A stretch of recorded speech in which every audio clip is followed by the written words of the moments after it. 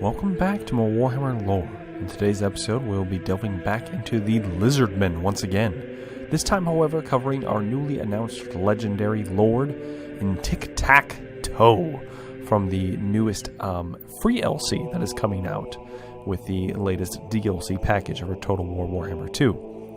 All the information for this video is being pulled from the latest army books, and we will be focusing on Tictaq'to and what makes him important and unique in Total War Warhammer 2. To start, Tictaq'to has an amazing name, as I think all of you can possibly agree, but as far as his importance in the lore, we are limited to on a very finite amount of information present, as there's not much at all, honestly. All we know about him is that he is a skink chief whom stepped up in the Lizardmen's time of need.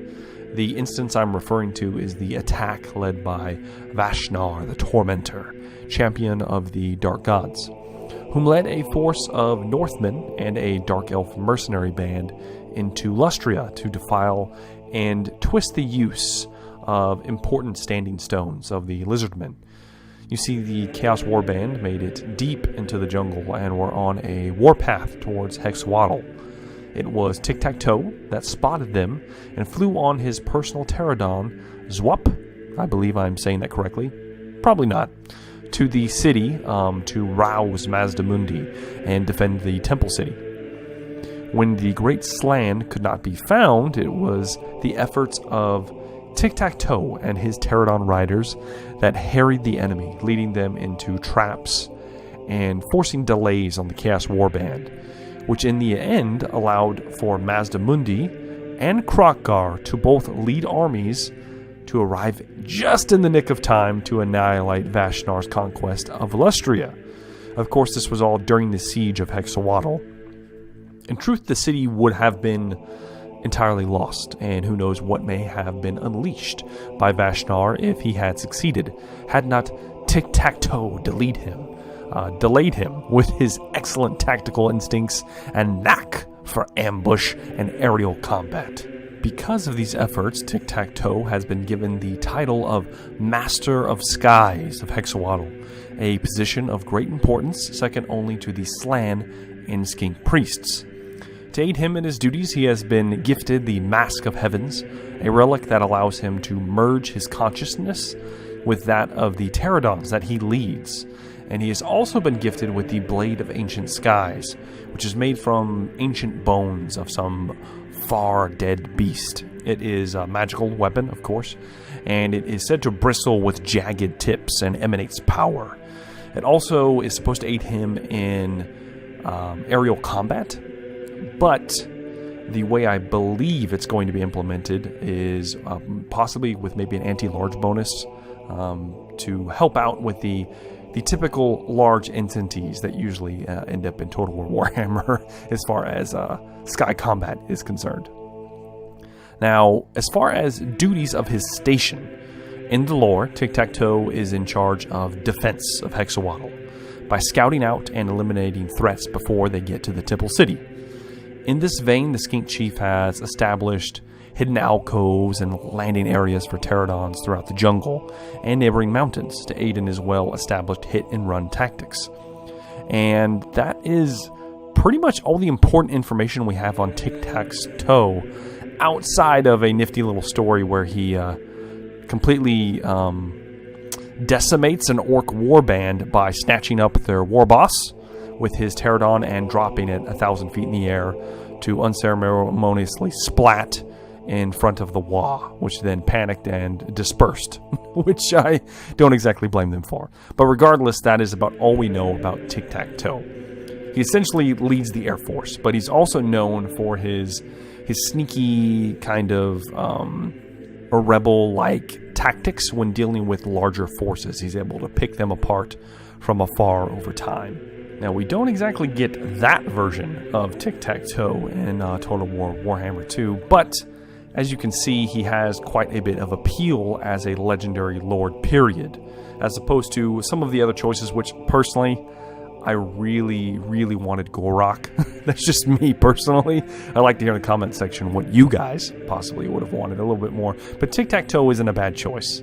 He was in my probably top 3, maybe 4, something like that. Gorok was definitely at the top, but unfortunately that did not happen. He definitely does favor pterodons and should have an affinity for them as such. And with the recently released information by CA, we know that his faction will, of course, favor pterodons. And the new Ripple-Dactyl units that have been added to the Lizardman roster, which is fantastic.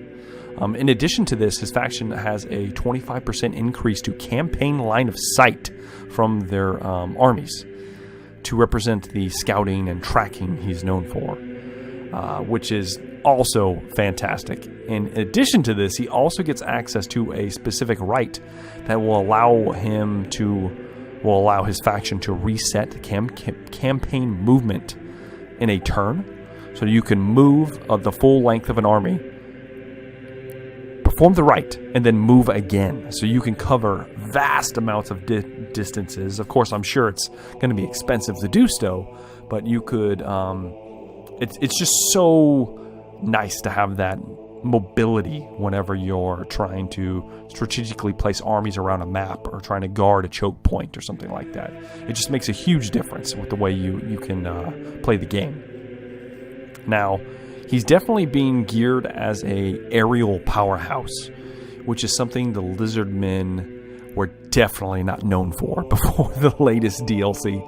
And I will admit I am slightly skeptical that even with all of these new additions to the skies, that the Lizardmen will be capable of going head-to-head with elves, any of the elven kind, and their dragons, or any faction that has dragons for that part. I mean, I do believe that the undead also have access to dragons. So, large monsters are so good in Total War that unless they have an anti-large aerial unit, I don't see them being able to dominate the skies like they would like to.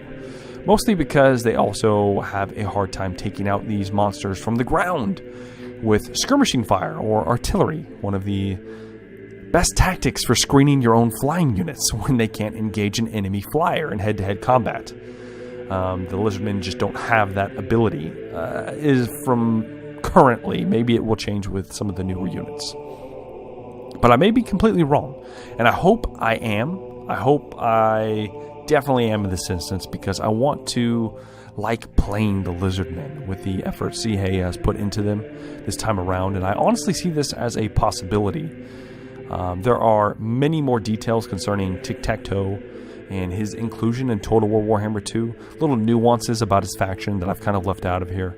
And if you want to get every single little detail, you should definitely check out the official Steam page. It has a breakdown of everything. But I feel like I've hit all the important notes. If you have not already, please make sure to like and subscribe to the channel. It definitely helps me out, and it will help you guys out because it'll help me produce more content in the long run. I would just like to say thank you to you guys for all the support I've gotten over the years. I recently hit over 5,000 subscribers. I never planned for this page to grow as much as it has, and it has just been a blessing and a gift, honestly. And I'd like to say thank you to all you guys in advance. Of course, for more lore, stay tuned. I am doing lore videos, just not as often as I used to be able to. If you have just an itch for Warhammer lore-ish in general, definitely check out my Warhammer Fantasy Roleplay. I am hosting, I am the GM, and I am playing with my friends. So if you want to check that out, there is a section of my page that has that. So hopefully I'll see you guys there. As usual, guys, I've been Jumbo Thick. Thank you for watching. I look forward to seeing you guys in the next video. Oh, and before I close out, make sure to leave down in the comments section what you guys think about the new DLC, because I doubt I will have another video out in time before it comes out. But I'd love to hear from you guys. So, as usual, have a good day.